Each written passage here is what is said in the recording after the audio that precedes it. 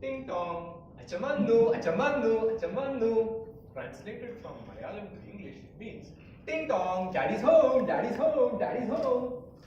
The first time I heard this in this sing-songy fashion was from my 2-year-old son Sachin. Imagine coming home to such a grand reception. Behind my son is my wife, Anju, who was standing akimbo with her hands on her hips and looking down at this little song and dance. And then she looks at me and says, listen, I quit my job for this kid. I look after him the whole day. And as soon as you're back from work, he starts jumping around as if he's been released from prison. I can only grin to this and say, look, we get very little time to spend with each other. And we play for most of the time. Maybe that's why he's behaving like this. But I knew I was his favorite man. The whole world goes gaga about moms everywhere, and understandably so. But I feel that dads are the most underrated of all kinds of people in this world. You agree? Yes. And to all the ladies in the room, I understand that you can never really know what it means to be a dad. But think about your dad for a minute. Think about all that he has done right from your childhood until now, and how little credit he gets from the family. I remember during my childhood, my favorite person in the whole wide world used to be my dad. He would often come home late from work, and my mom would announce to us, Acha Manu, dad's home, and we would rush in the living room to be on our best behavior. I would dash into the kitchen to get a glass of water, hoping to get a glimpse of a smile on his face. My dad was a tough taskmaster, and I realized later that it was only so that he can build some character in our kids. And later, when we kids were well settled in life, my parents decided that this is the right time to enjoy their retirement life. But that was not to be.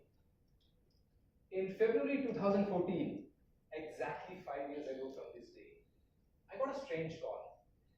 It was from my father's dentist. He said my father had come over to him for some tooth extraction, and they did that. But underneath that tooth, they found an anomaly. They found that there was a tumor, and it was malignant. As soon as I heard this, my whole world came crashing down. I hurried over to meet my dad on the next morning as he was about to prepare to meet a specialist doctor. I was wondering what to say to him, but on his stoic face, I saw that there were no emotions at all. No anger, no worry, not even a hint of disappointment. They say it is not during prosperity but during adversity do you find the greatest strength of a person.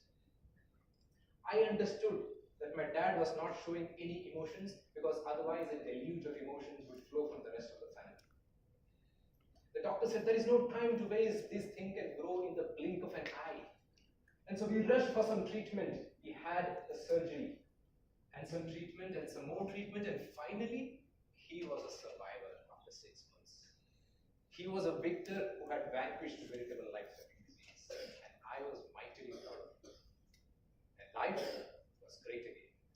Or so you would imagine. But life is not a Bollywood story with a happy ending. Because his body had undergone so much treatment,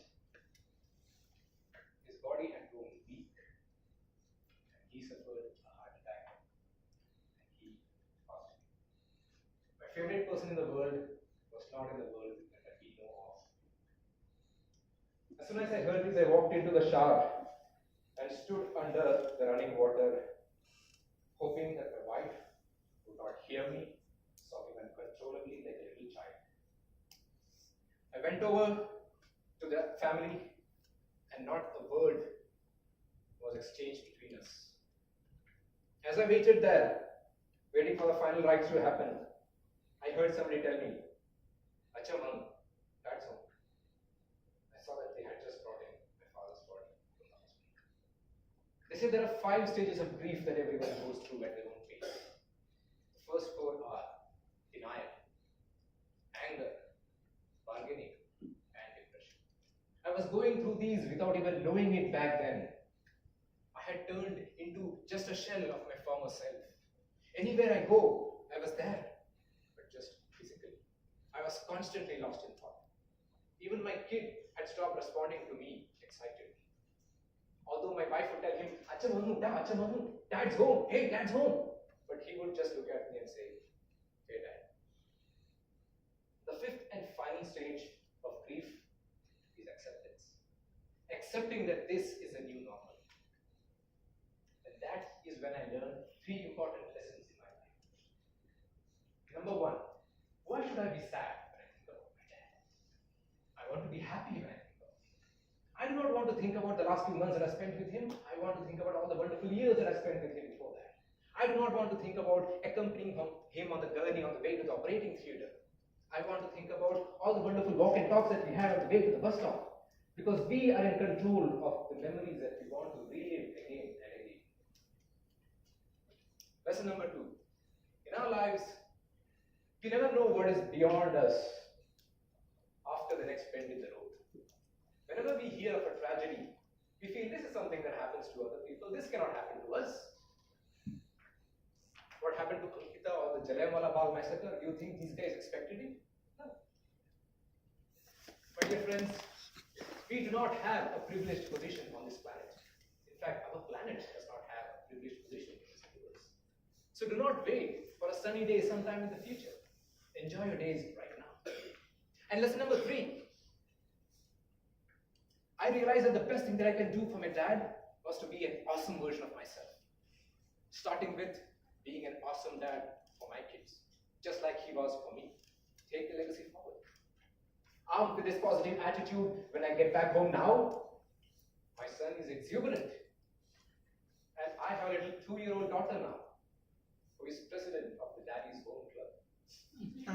And she goes, yeah, Achamanu, Achamanu, Achamanu, Daddy's home, Daddy's home. Over to you.